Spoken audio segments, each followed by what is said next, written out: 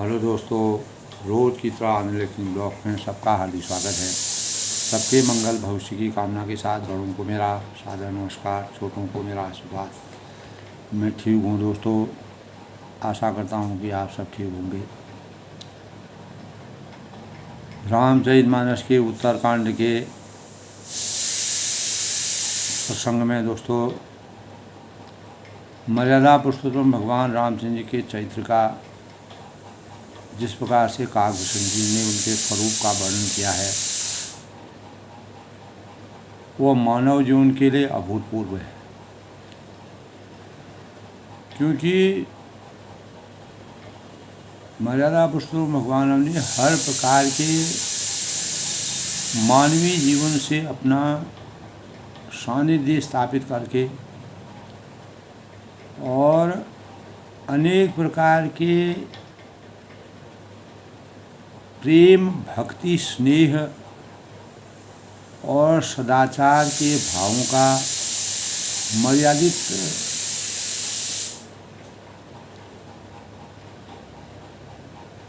प्रशंसकों का जिस प्रकार से उन्होंने मर्यादित और सांस्कृतिक गतिविधियों का वर्णन अपने आदर्शों के माध्यम से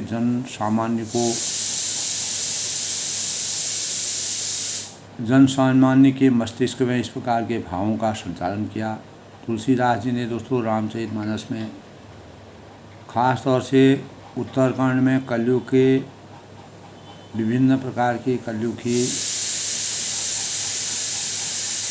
जो विधाएँ हैं, कलयुग में जिस प्रकार का परिवेश होगा, तो काकभूषण जी और गरुड़ जी मर्यादा पुरुषोत्तम भगवान राम के परम भक्त के रूप में अवतरित हुए। तो गरुड़ जी ने काकभूषण जी से दोस्तों 2-3 प्रकार के प्रश्न पूछे थे कि आप जो है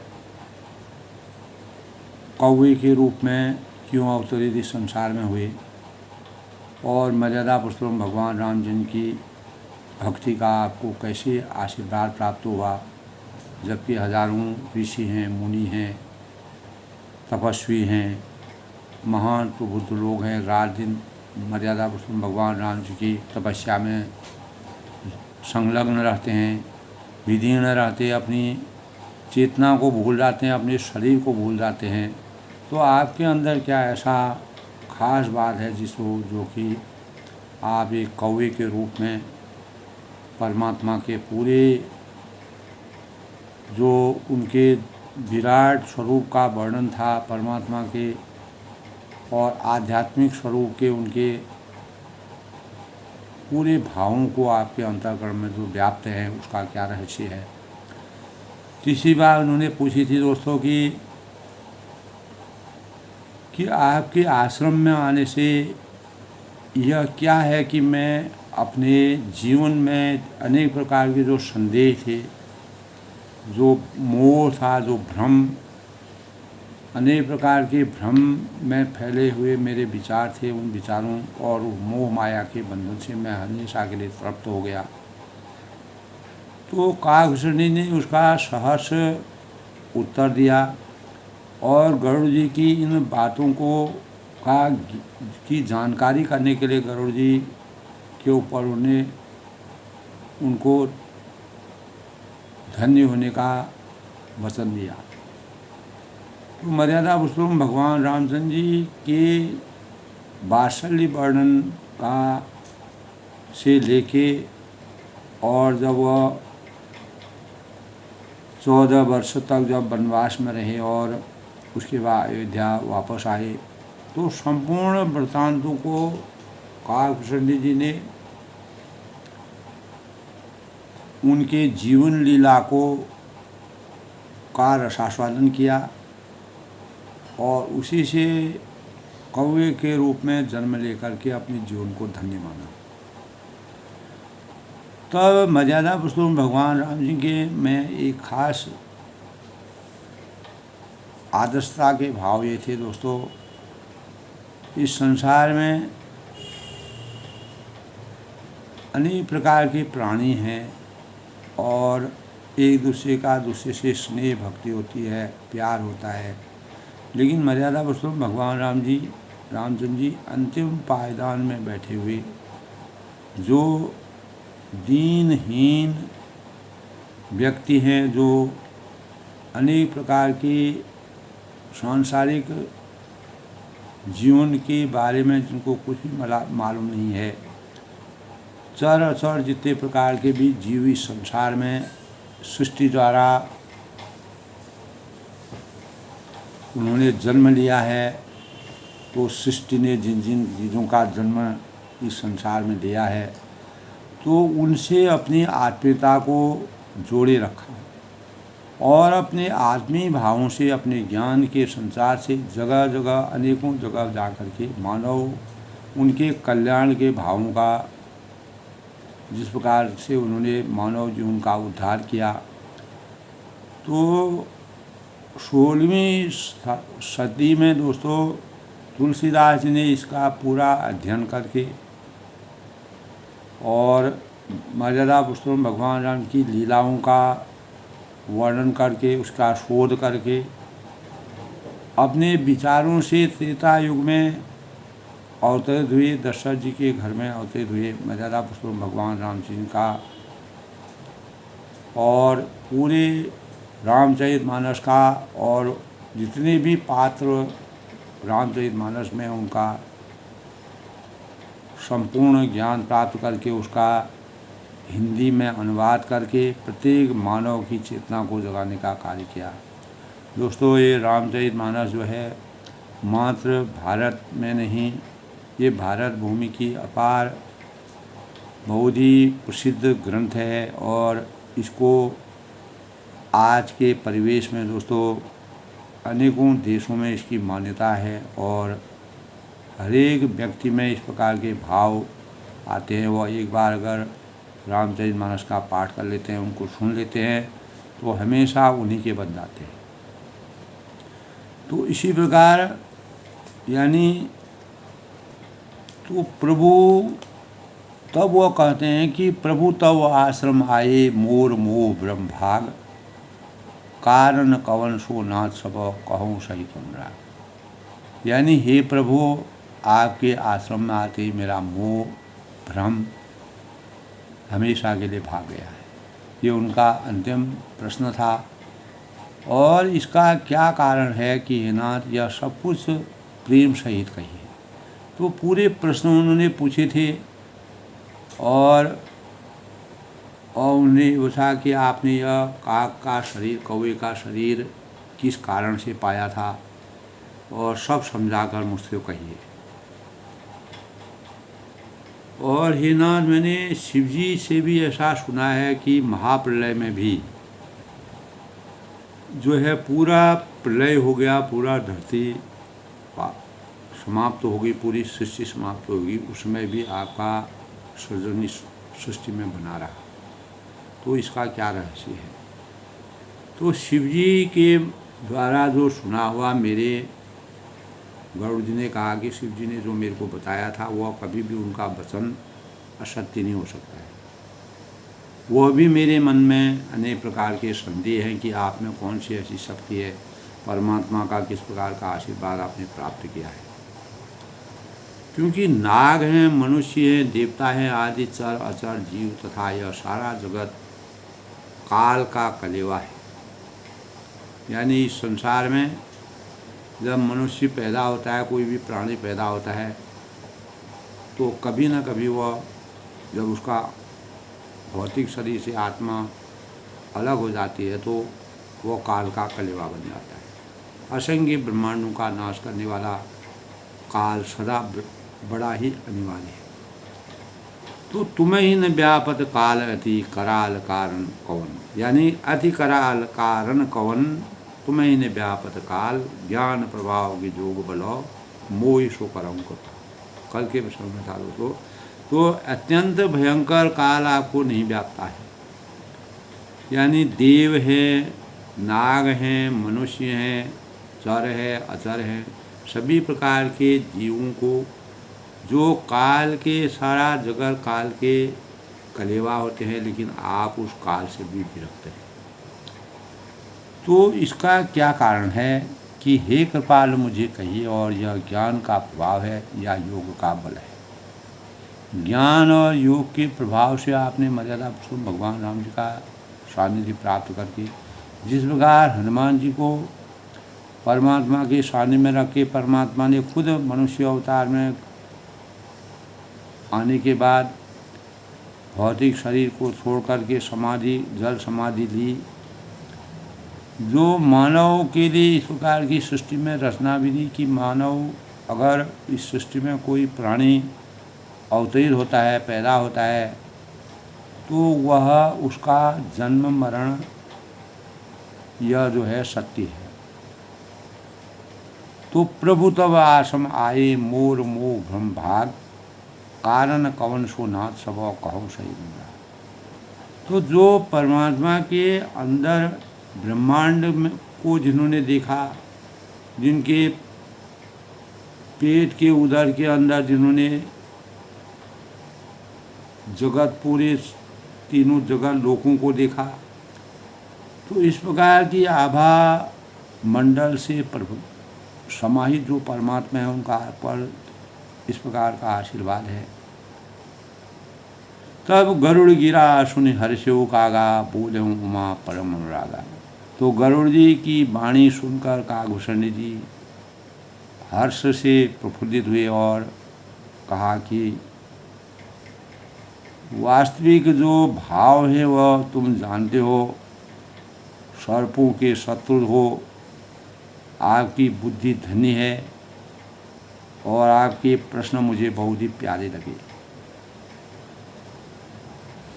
सुनि तब प्रश्न सप्रेम सुहाई, बहुत जन्म से सुधि मुई आई।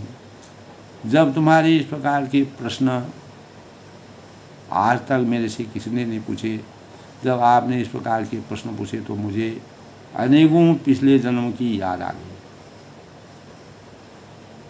सब निज कथा कहो मैं गाई, तात सुनहु सादर मन लाई। आपके प्रेमयुक्त सुंदर प्रश्न सुनकर मुझे अपने बहुत जन्म की याद आ गई और मैं अपनी सब कथा विस्तार से तुमको बताता हूँ, आदर सहित मन लगाकर उसको सुनो। तब उन्होंने कहा, जब है तब है, यज्ञ है, श्रम है, मन को रोकना, दम है, इंद्रियों को रोकना, और व्रत, दान, वैराग्य, विवेक, योग, विज्ञान आदि सब का फल श्री राम जी के चरणों में प्रेम करना है। तो जितना भी भावों से हम अपने इस मानव जीवन में आकर के, कोई भी प्राणी इस मानव जीवन में आता है, मनुष्य ही एक ऐसा है जो सब कार्यों को करने में समर्थवान होता है। परमात्मा ने मनुष्य को इस प्रकार के व्यक्तित्व के निर्वहन के लिए सृष्टि में अवतरित किया है।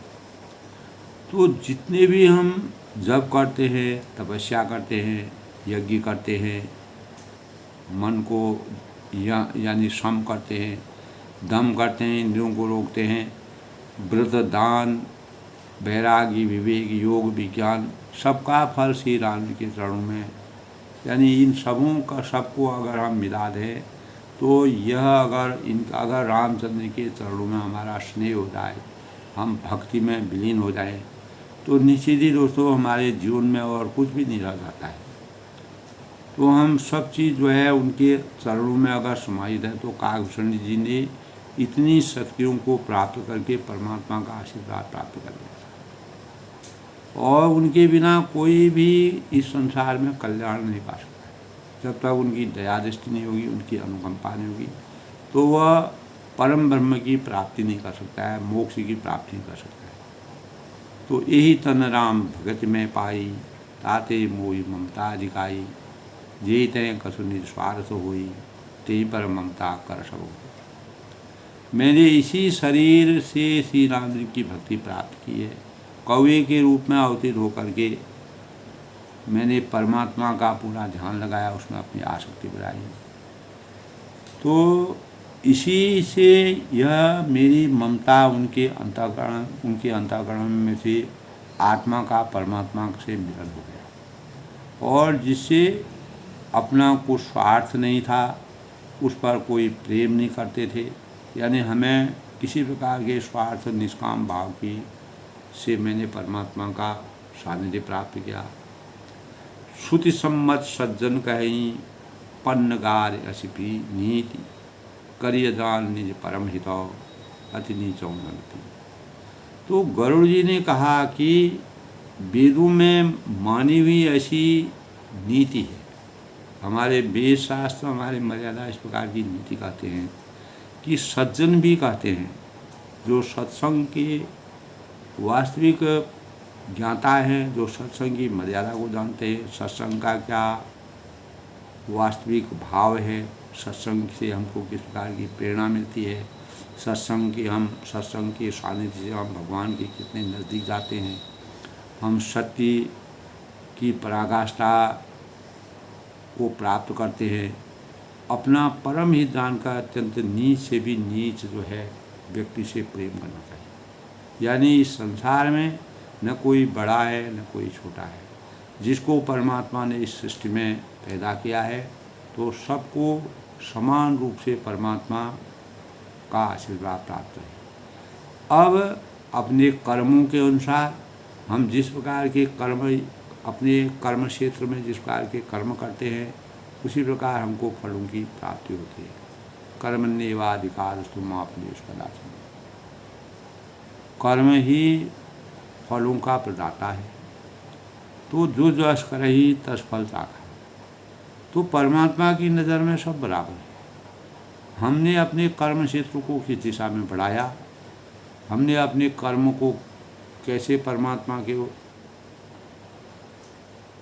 सानिध्य में जोड़ा, कैसे हमने निष्काम और निस्वार्थ भाव से लोक कल्याण के कार्य किए, परमेश्वर भगवान राम ने जो कार्य किए, तो तेहि ते पाटंबर पाठ कीट ते होय तेहि ते पाटंबर रुचिर कृमि पालें सब कोई परम अपावन प्राण समो कृमि पालें सब कोई तेहि ते पाटंबर रुचिरो पाठ कीट ते हो। यानी जिस प्रकार रेशम का है एक छोटा सा कीड़ा होता है, वह जो है इतना कीमती चीज़ का निर्माण करता है, उसको अपने द्वारा बनाता है। तो रेशम कीड़े से होता है, बिना कीड़े के रेशम पैदा नहीं हो सकता है। उससे सुंदर रेशमी वस्त्र बन जाते हैं। इसी से उस परम अपवित्र कीड़े को भी जब कोई प्राणों के समान अपने हृदय से लगाते हैं तो मर्यादा पुरुषोत्तम भगवान राम जी ने दोस्तों एक कीट पतंगे से लेके मानव जीवन के अंतिम पायदान में बैठे हुए मानव मात्र को हमेशा प्रेम, दया, करुणा और क्षमा, सहनशीलता,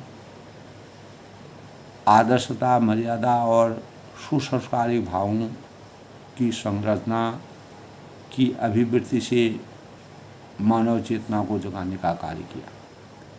उनके जीवन में हमेशा मानव जीवन के प्रेम के भाव में जहाँ काम आवे सुई कहा करे तलवार, यानी बड़े और छोटे में उन्होंने कोई अंतर नहीं रखा, क्योंकि सुई जहाँ पर कार्य करती है वहाँ पर तलवार कुछ नहीं कर सकती। यानी कहीं पर भी एक समुद्र में दोस्तों अनेक प्रकार के ऐसे सीप हैं जो सीप का निर्माण करते हैं, वो भी कीड़े होते हैं। वह इतना बड़ा मजबूत सीप को बना देते हैं कि उसको हम तोड़ने पर भी नहीं टूटता है। तो उसके अंदर इतनी आसक्ति परमात्मा ने भरी हुई है, इतना, जबकि शरीर कुछ भी नहीं है। मानव जिस कार्य को नहीं कर सकता है वो कार्य कर देता है, अपने आवरण को बनाता है। इस प्रकार से अपनी सुरक्षा करने के लिए कितना बड़ा आवरण बनाता है। हम जो शंख बजाते हैं वह समुद्र में पैदा होती है, तो उसको भी दोस्तों समुद्र में बनता है, कीड़ा ही बनाता है। और वह अपने आवरण को, अपने कवच को कितना सुरक्षित रहता है उसी आकार में अपने जिस प्रकार शंख का आकार होता है उसी का उसका भी आकार होता है।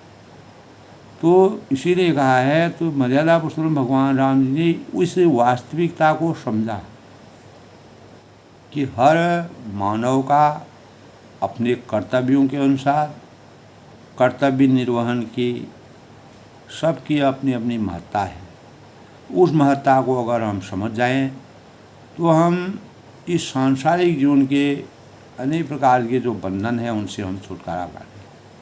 क्योंकि दोस्तों हम अपने जीवन में हमेशा हर चीज़ को नज़रअंदाज करते हैं, तो वह नज़रअंदाज करने का भाव जो है उन्होंने मर्यादा पुरुषोत्तम भगवान ने अपने जीवन में कभी अपनाने की कोशिश मानव जीवन को इस प्रकार के भावों से भावों की प्रेरणा नहीं। तो दोस्तों इस प्रकार दोस्तों कल के प्रसंग में जो है रामचरितमानस में काकभूषण जी और गरुड़ जी का जो संवाद था उसके समय में उसके संबंध में पूर्ण विस्तार से वर्णन किया। शुभ पंचांग की बात करते हैं दोस्तों। आज का पंचांग आज 25 सितंबर 2024 आश्विन माह के कृष्ण पक्ष की अष्टमी तिथि यानी पितृपक्ष की अष्टमी तिथि है दोस्तों। आज दिन बुधवार अष्टमी तिथि आज दोस्तों 12:10 तक रहेगी। उसके बाद नवमी तिथि का शुभारंभ हो जाएगा। सूर्य आज दोस्तों कन्या राशि में प्रवेश करेंगे। बरियान योग का संयोग है। बरियान योग उसके बाद 12:17 तक उसके बाद परिधि योग है। कर्ण कौलव 12:11 तक, शाम को तैतिल 12:13 तक, बाद में गर, यानी शुभ फलदायक दिन माना गया है। आज दोस्तों आद्रा नक्षत्र है। आज के शुभ मुहूर्त की बात करें तो अभिजीत मुहूर्त राहु काल को छोड़ने के बाद पूरे दिन शुभ मुहूर्त का समय है। आज का अमृतकाल दोस्तों 12:11 से 1:49 तक। ब्रह्म मुहूर्त आज का 4:44 से 5:32 तक। और राहु काल आज का दोस्तों 12:12 से 1:43 तक, यानी इस दौरान किसी भी शुभ कार्य को करना वर्जित माना गया है। चंद्रमा आज मिथुन राशि में प्रवेश करेंगे। आज का सूर्योदय 6:11 तक होगा और सूर्यास्त जो है 6:14 पर। इस प्रकार दोस्तों आज के शुभ पंचांग का सूक्ष्म स्वरूप का। आज दोस्तों बुधवार का दिन है। बुधवार और गणेश जी का बड़ा संयोग है।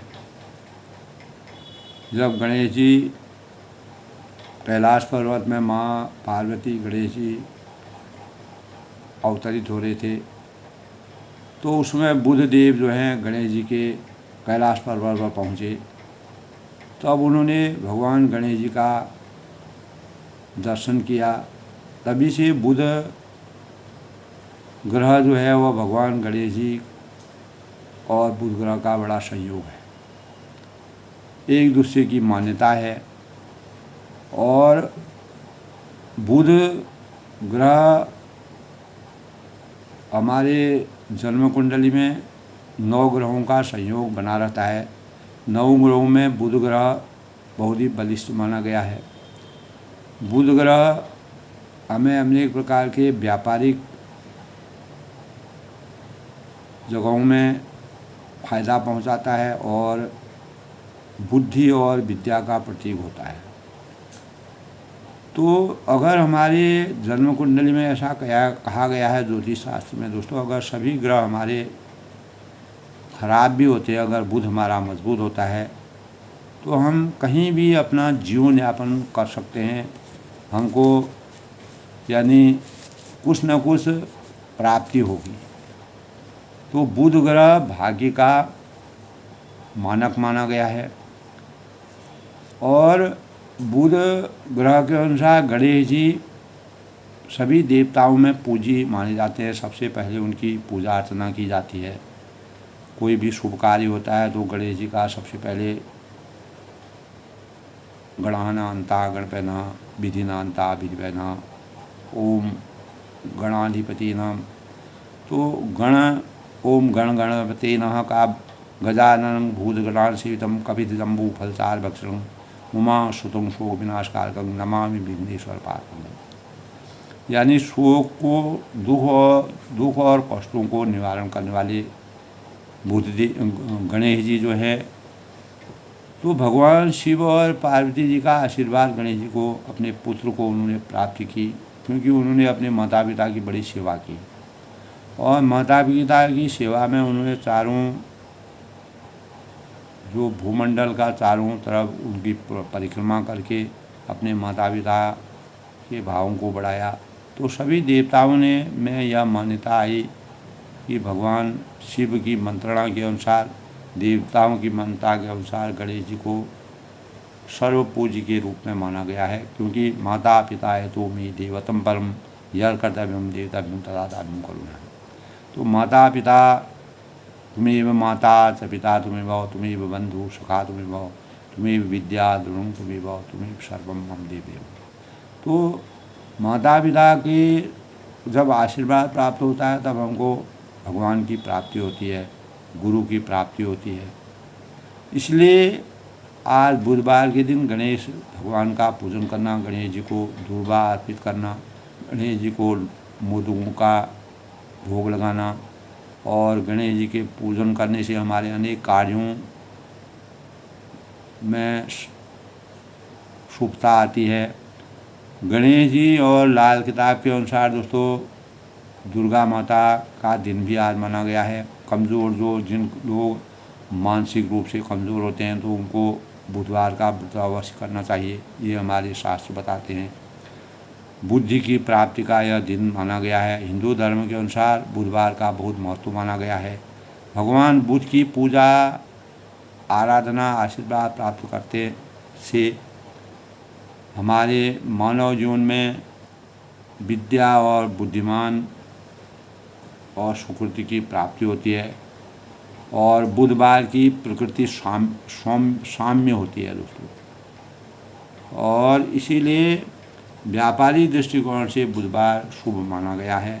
और गणेश जी भाग्य के निर्माता माने गए हैं और विघ्न हरता है, सुख करता है। और गणेश जी की पूजा यानी भोग मोदकों से लगाना चाहिए।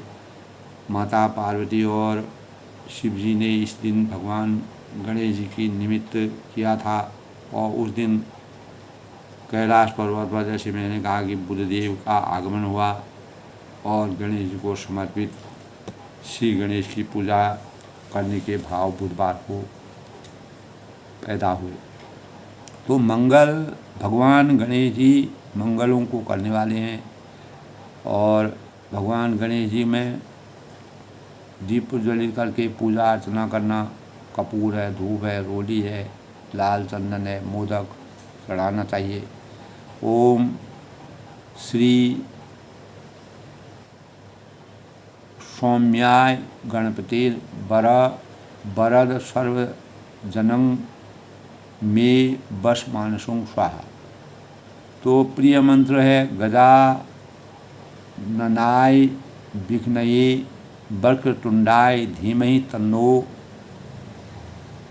दति प्रचोदयाति।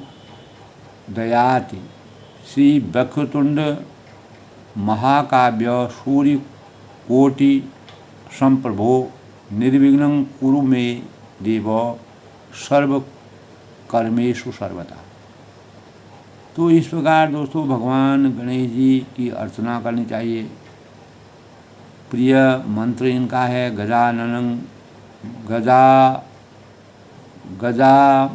गजामनाय विघ्नेन वक्रतुंडाय धीमहि तन्नो देवी प्रचोदयाति। श्री वक्रतुंडं कुरु मे देव सर्व कामेषु सर्वदा।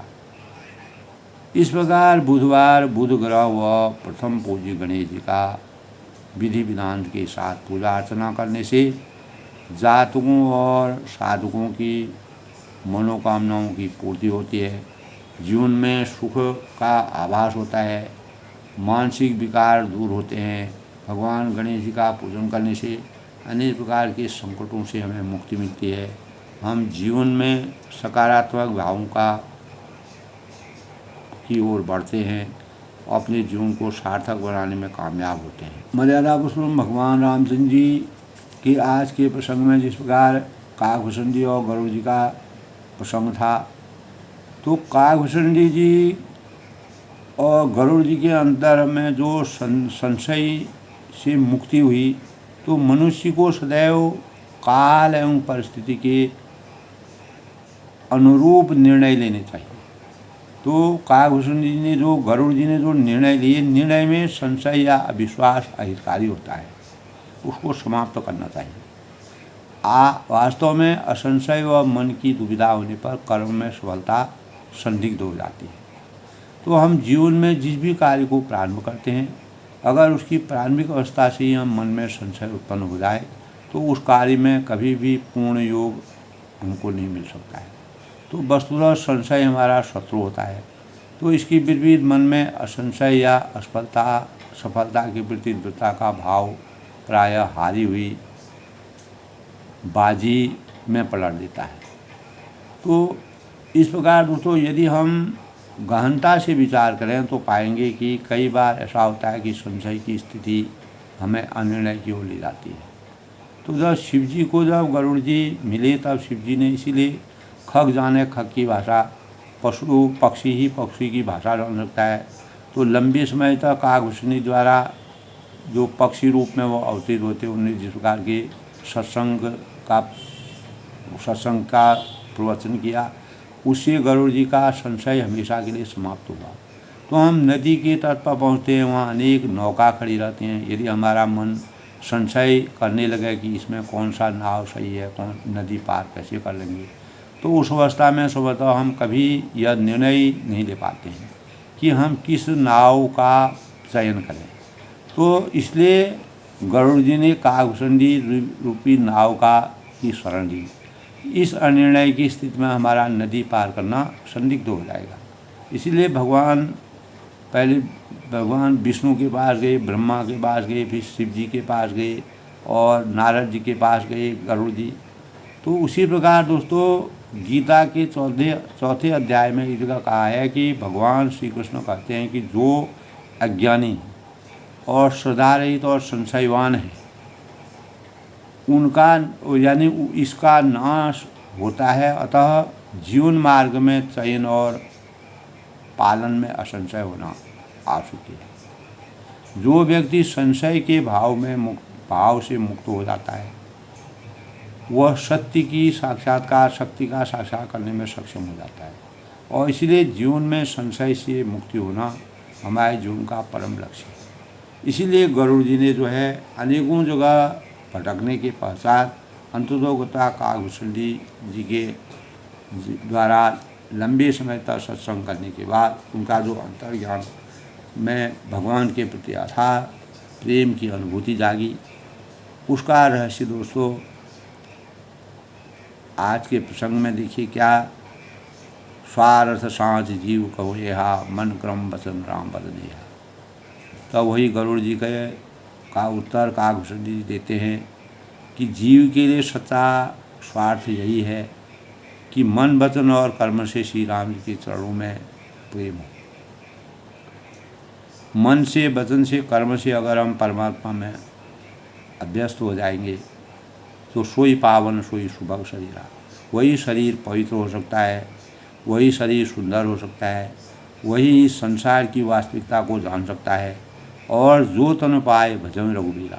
जिस शरीर को भी जिस प्रकार काकभूषण ने हजारों सालों तक कौवे का रूप धारण करके हमेशा परमात्मा के स्वरूप को ही उन्होंने देखा। जब उनके अंदर में उन्होंने ब्रह्मांड का पूरा सत्य साया देखी, चारों जगत को देखा और सातों तालों को देखा, तो अपार ज्ञान का भंडार जो है भगवान ने उनके लिए खोला। तो इसीलिए उन्हें कहा जिस शरीर को भगवान रघुवीर की शरण प्राप्त हो जाती है, भजन में वो मग्न हो जाता है, वो हमेशा के लिए धन्य होता है। राम विमुख रही विधि समझे ही, कवि को बितरा प्रश्न ही थे ही, राम भगत ए तन उजामी ताते मोहि परम प्रिय। तो जो रामचंद्र जी के विमुख है, जो रामचंद्र जी को नहीं जानता है, जो परमात्मा के वास्तविक आशीर्वाद से अवगत नहीं है, कभी कोपित न प्रसन्न सहिते ही, वह यदि ब्रह्मा जी के समान भी शरीर पा जाए तो कवि और पंडित उनकी प्रशंसा नहीं करते। ब्रह्मा विष्णु महेश जो मर्यादा पुरुषोत्तम भगवान रामचंद्र के सानिध्य में रहते हैं, तो उनके भी प्राप्ति होने पर अगर कोई परमात्मा से, तब मर्यादा पुरुषोत्तम भगवान राम जी कहते हैं कि जो शिव से विरंची हैं, शिव से दूर हैं, तो वह अगर मेरी भक्ति करना चाहते हैं तो वह मेरी भक्ति को नहीं पा सकते, सामर्थ्यवान नहीं हो सकते। उसी प्रकार कहा है कि यदि श्री राम जी के विमुख कोई है तो ब्रह्मा भी अगर का शरीर भी वह पा जाए तो वह कवि और पंडित ये नीति ऐसा करती है कि वह प्रशंसनीय नहीं होते। ताते मोहि परम प्रिय स्वामी, इसी शरीर से मेरे हृदय में राम भक्ति उत्पन्न हुई। तो कौवे के शरीर से ही उन्होंने कहा कि कौवे के शरीर का, सब कौवे के शरीर को ही तुमने आपको कैसे प्राप्त हुआ? तो उन्होंने कहा जो वास्तविक आनंद मुझे इस शरीर से, इस कौवे के शरीर को प्राप्त करके हुई, परमात्मा के सानिध्य में मैं हमेशा के लिए भक्ति उमड़ आई, तो इसी से हे स्वामी यह मुझे परम प्रिय है, इसीलिए मुझे यह सबसे प्रिय है। तदौ न तल निज इच्छा मरना, तल में नो भेद भजन नहीं करना। तब उन्होंने कहा मेरा मरण अपनी इच्छा पर है, और परंतु तल बिनु वेद भजन नहीं करना, फिर भी मैं यह शरीर नहीं छोड़ता, क्योंकि वेदों ने वर्णन किया है कि शरीर के बिना भजन नहीं होता है। किसी न किसी रूप में हमको भगवान यानी इस शरीर में आकर के परमात्मा का भजन करना पड़ेगा। प्रथम मोह मोहि बहुत विगोचा, पहले मोह ने मेरी बड़ी दुर्दशा की। श्री राम जी के विमुख होकर मैं कभी सुख से नहीं सोया। तो जब मुझे मोह माया में लिप्त था, परमात्मा की आसक्ति को नहीं जानता था, तो मेरी बड़ी दुर्दशा थी। नाना जन्म कर्म मुनि नाना किए जोग जब तब बखदाना। तब वह गरुड़ जी से कहते हैं कि अनेकों जन्मों में मैंने अनेक प्रकार के योग, जप, तप, यज्ञ और दान आदि कर्म किए, लेकिन कौन जोनि जन्म्यो नहीं नाही। हे गरुड़ जी, जगत में ऐसी कौन योनि है कि यानी 84,000 योनियाँ कहते हैं कि मैंने बार बार घूम फिर कर जन्म न लिया। अनेकों जन्मों में मैं अवतीत हुआ, लेकिन वास्तविक सुख की प्राप्ति मुझे को कौवे के रूप में अवतीत होकर परमात्मा के आशीर्वचन को मैंने प्राप्त किया। भक्ति में मिली देखूँ करी सब कर्म गुसाई। तब वह कहते हैं कि देखूँ करी सब कर्म गुसाई, यानी हे गुसाई, मेरे सब कर्म करके मैंने अपने जीवन में कोई भी चीज़ ऐसी नहीं है जो मैंने अपने जीवन में नहीं की। यानी हर प्रकार के कर्मों को करके मैं बैठ गया हूँ, हर प्रकार के जन्म में अवतीत होकर के मैंने सबका वास्तविक रसास्वादन कर लिया है, लेकिन किसी भी जन्म में मुझे वास्तविक फल की प्राप्ति नहीं हुई। सुखी न भयऊँ अभय की ना, और पर अब इस जन्म की तरह मैं कभी सुखी नहीं हुआ। अनेकों जन्मों में अवतीत होने के बाद भी इस जन्म में मैंने जो वास्तविक सुख की अनुभूति की है, परमात्मा का आशीर्वाद किया है, प्राप्त किया है, वह मुझे इसी जन्म में उसका वास्तविक परमात्मा की वास्तविक छवि का ध्यान मुझे इसी जन्म में लगता है। तो परमात्मा दोस्तों भगवान रामचंद्र ने हमेशा के लिए जब समाधि ले ली थी तो वह परम ब्रह्म परमेश्वर बन गए, उसमें परम ब्रह्म परमेश्वर के रूप में अवतीत हो गए, जिसके परिणाम सुधि मोहि नाथ जन्म बहु केरी। हे नाथ, मुझे बहुत से जन्मों की याद आती है। तो अनेकों बार काकभूषण जी कहते हैं कि जब मुझे कोई इस बात की याद दिलाता है तो मुझे अपने कितने पुराने जन्म मैंने किस जन्म में किस प्रकार के कार्य किए थे उसकी मुझे याद आती है। शिव प्रसाद मुझे मोह नहीं। लेकिन श्री शिव जी की कृपा से मेरी बुद्धि को मोह ने नहीं घेरा। भगवान शिव का इस प्रकार से मेरे ऊपर आशीर्वाद था। भगवान शिव निरंकारी से, और उनको किसी प्रकार के भोलेनाथ जो कहलाते थे, जिनको किसी प्रकार के मोह माया से कोई भोग विलास में वो कतई भी लिप्त नहीं थे, तो उनकी कृपा से जो है, मैं शिव जी की कृपा से मेरी बुद्धि कभी भी मोह ने मेरे को नहीं घेरा। यह मेरे जीवन का सबसे बड़ा रहस्य है। अनेकों जन्मों में मैंने जन्म लिया, मेरा मरण अपनी इच्छा पर है, परंतु फिर भी मैं यह शरीर, कौवे का शरीर नहीं छोड़ना चाहता हूँ, क्योंकि वेदों में वर्णन किया गया है कि शरीर के बिना भजन नहीं होता है। कोई न कोई शरीर हमको धारण करना पड़ेगा। पहले मोह ने मेरी दुर्दशा की, और श्री राम के विमुख होकर भी मैंने कभी सुख से, मैंने वास्तविक सुख की अनुभूति परमात्मा के आशीर्वाद में है, परमात्मा की कृपा में है। अनेकों जन्मों में मैंने अनेकों प्रकार के योग किए, जप किए, तप किया, यज्ञ किया, दान किया। तो दोस्तों, जब अंतर मन की शुद्धि जब तक नहीं होती है, तो तब तक हम हजारों सालों तक योग करें, जप करें, यज्ञ करें, दान करें, कर्म करें, तो हमारे लिए निरर्थक है। उसका कोई अस्तित्व नहीं है, उसका कोई मान सम्मान नहीं है।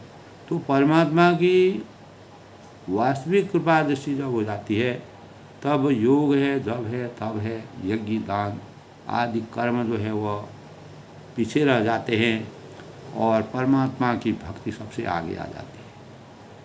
तो घूम घूम कर मैंने अनेकों जन्मों में अवतरण लिया, लेकिन इसी जन्म में मुझे वास्तविक सुख की प्राप्ति हुई। देखूं कर सब कर्म गुसाई, सुखी न भयम अभय की नाही। हे गुसाई, मैंने सब कर्म करके देख लिए अपने जीवन में। इस तरह दोस्तों, इसी प्रकार मानव जीवन भी है। दोस्तों, हम अपने जीवन में अनेकों चीज़ें सोचते हैं, समझते हैं, अपार धन वैभव इकट्ठा करते हैं, अंतोगत्वा हम अपने मानव जीवन में अवस्थित होने का वास्तविक सुख नहीं भोग पाते हैं। इसी प्रकार वह कहते हैं कि मुझे कौवे के जीवन में, जिस प्रकार का कौवे के जन्म में योनि में आने पर मुझे जो सुख की अनुभूति हुई, जो परमात्मा की प्राप्ति हुई, वही मेरे सर्वोपरि है। क्योंकि भगवान शिव की कृपा से मेरी बुद्धि को मोह ने नहीं घेरा। जब परमात्मा का आशीर्वाद होता है, तो हम माया, मोह, लोभ, शोक के बंधनों से हमेशा विरक्त रहते हैं, और परमात्मा के ऊपर अपने जीवन को समर्पित कर देते हैं। प्रथम जन्मते चरितव कहूँ सुनाऊँ बिहन, सुनि प्रभु पदरति उपजई, ताते मितहि कलेश। तब वह कहते हैं कि हे पक्षीराज गरुड़ जी, प्रथम जन्म की चरितव सुनिए। अब मैं अपने प्रथम जन्म के चरित्र कहता हूँ। पहले जन्म में जब मैं इस संसार में अवतरित हुआ, जिन्हें सुनकर प्रभु चरणों में प्रीति उत्पन्न होती है।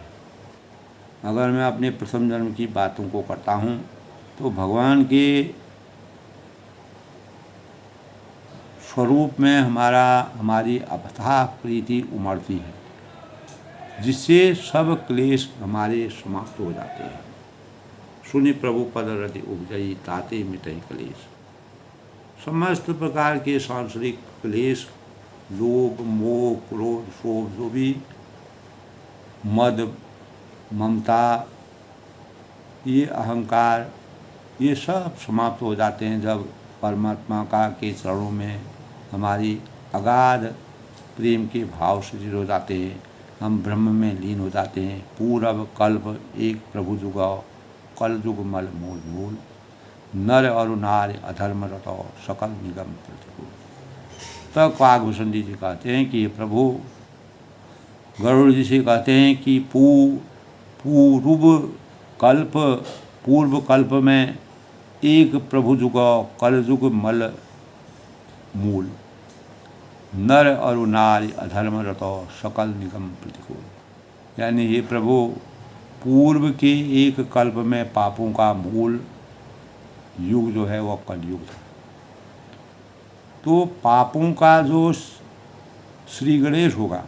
पापों की जो उत्पत्ति होगी, पापों की शुरुआत जो होती है, जो होगी वो कलयुग से शुरू होगी। ये तुलसीदास ने काकभूषण जी के चरित्र के माध्यम से कलयुग के वास्तविक जो हम आज के परिवेश में देख रहे हैं उनका पहले ही उन्होंने वर्णन कर दिया। तो उन्होंने कहा कि हे प्रभु, पूर्व के एक कल्प में पापों का मूल युग कलयुग था।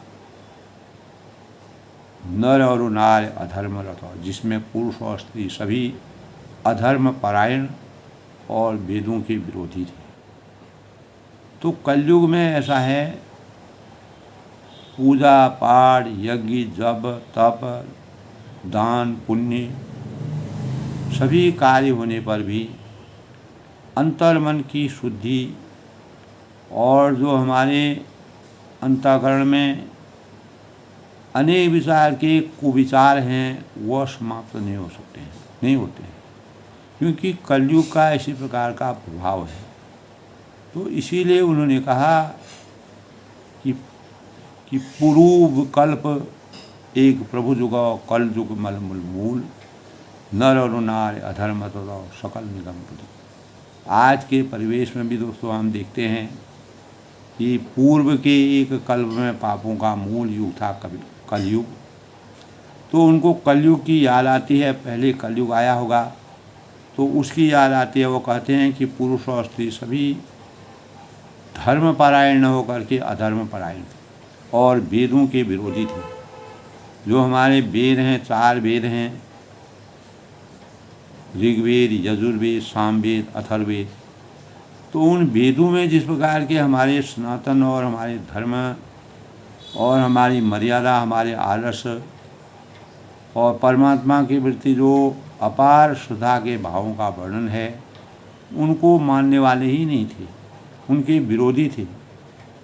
तो उसकी मुझे याद आती है।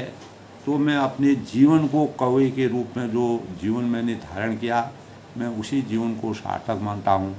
उसी में मेरा भला है, उसी में मैंने प्रभु के सानिध्य को प्राप्त किया है। प्रभु भक्ति में पूर्ण रूप से मैं समर्पित हुआ।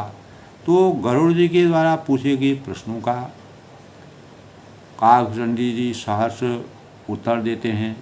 तो अब उन्होंने कलयुग में जब उनको पूर्व जन्म की याद आती है तो कलयुग के प्रभाव का उन्होंने पूरा वर्णन किया। और उन्होंने कहा कि पुरुष और स्त्री सभी अधर्म परायण कलयुग में होंगे, जप भी करेंगे तप भी करेंगे, योग भी करेंगे, सभी प्रकार के योग जप तप यज्ञ दान कर्म सब करेंगे। लेकिन अंतर मन की जो प्रसन्नता है, भगवान के प्रति जो वास्तविक भाव हैं, ब्रह्म में लीन होने के भाव हैं, और इस माया मोह के बंधन से कलयुग में कभी भी कोई भी व्यक्ति अपने जीवन से पार नहीं पा सकता। तो इस प्रकार काकभूषण जी ने दोस्तों आज के प्रसंग में गरुड़ जी को अपनी प्रथम जन्म की बातें कहीं। तो आगे का प्रसंग भी चलता रहेगा। तो दोस्तों अपनी वाणी को विराम देते हुए हमें परमात्मा के वास्तविक भक्ति के सौजन्य को प्राप्त करने के लिए परमात्मा के प्रति जो भक्ति भावों में प्रेम भाव है उनको जगाने की आवश्यकता है। तभी हमारे जो योग है, जप है, तप है, यज्ञ है, दान है, ये इनसे हम मन वचन और कर्म से जब तक भगवान के चरणों में प्रेम नहीं करेंगे तब तक हम पवित्रता के सुंदर जीवन के सुख की आनंद का अनुभव नहीं कर सकते। तो दोस्तों आज के प्रसंग में सबके मंगल भोज की कामना के साथ सब लोगों में मर्यादा पुरुषोत्तम भगवान राम जी का आशीर्वाद बना रहे, सब लोग सुखी रहें, खुश रहें, प्रसन्न रहें।